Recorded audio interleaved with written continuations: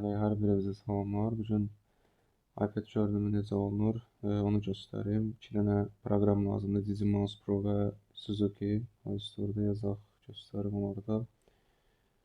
Suzuki bir proqram budur.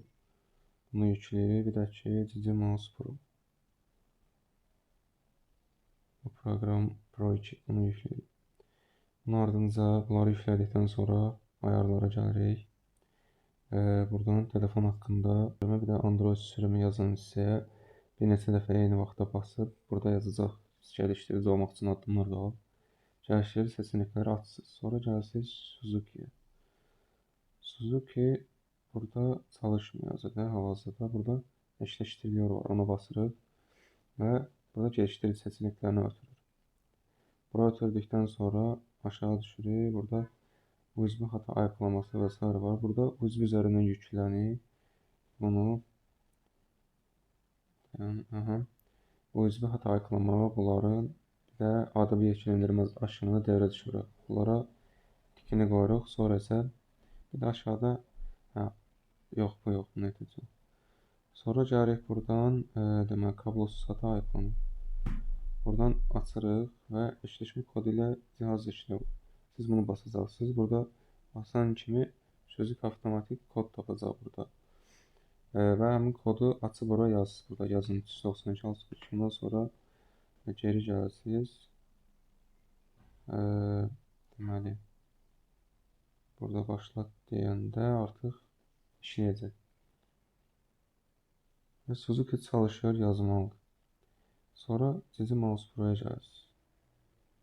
Mouse sonra getdim. DigiMouse Pro. Bunu açdıqda burada sizə 3 dənə icazə istəyir. Bunu aktiv etməlisiniz.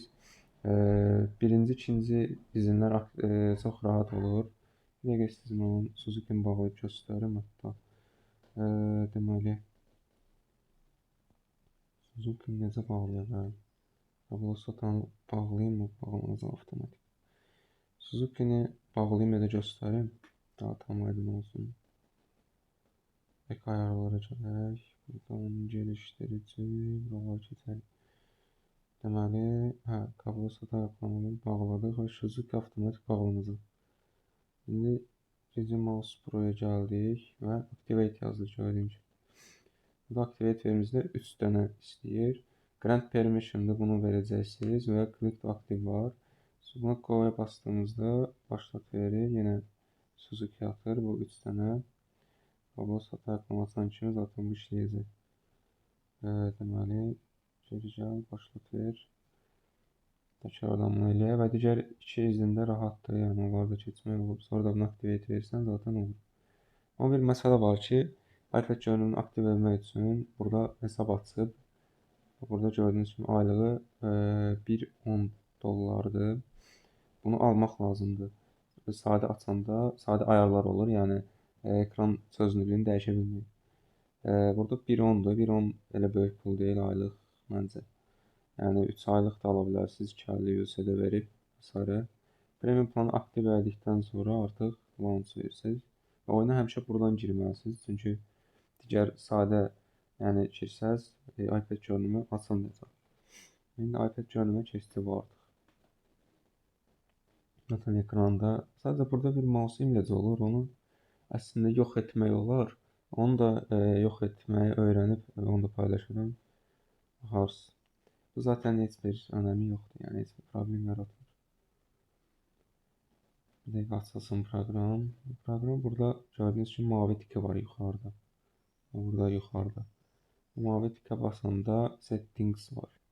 İndi qoy oyun açılsın, tam göstərəcəm. Settings bölümündən. Açıl susam, açıl elə bil. Nə bileyim ya, Poco xiyar oyundaydı nəysə. Əsəş yazılır, sağ olsun. Nəysə. Və yazacaq bu indi. Deməli, gəldik. Harada qalmışdıq? Bu yuxarıdakı bu mavi düyməyə basırıq. Məndə indi biraz açıq rəng eləmişəm. Burada gördüyünüz kimi Basic Settings var və aşağıda Screen Size Adjustment Tool Settings var. Buna basırıq. Burada istədiyimiz çözünürlüyü yazırıq və konfirmə vururuq və nəticədə iPad görünümü olur. Və ən ideal görünüm məncə budur. 1440 vur 2200, density isə 400. Gördüyünüz kimi məndə də necə geniş göstərir. Bunu dəyişdikcə ekran da dəyişir. Amma kontrollarınızı məsləhət görürəm ki, kənarda olan şeyləri içəri yığasınız. Eyni zamanda burada bu şey var ya, belleği təmizlə. Bunu qətiyyən basmayın. Çünki bunu basanda arxa planda da qalır. Yəni çıxıb qayıtsaz belə olur hazırda, amma düzəlir. Belə gözləyin ki, düzəlsin ekran, yoxsa telefon ekranında qalır və ciddi problem yaradır. Sonra əziyyət çəkirsiniz. Və bura gəldim. Gördüyünüz kimi təkrar oldu.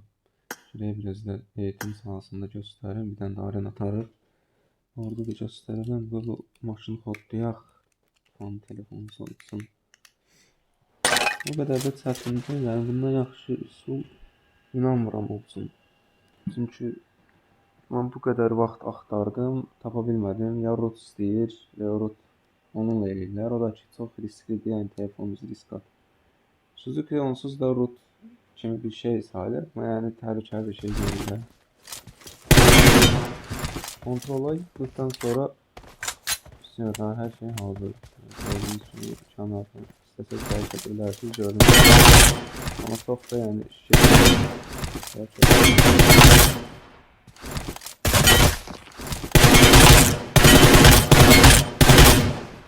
həqiqətən çox fərq edir, yəni ticari nisbətlə. Adam rahat vurursan, pompalı rahat oynayırsan, genişlidir, əsmir, yəni qabaqda taqqılma olsun, adamla qabaq qalaq, elə şeylər yox, ekran bölümü deyil də, çox rahat.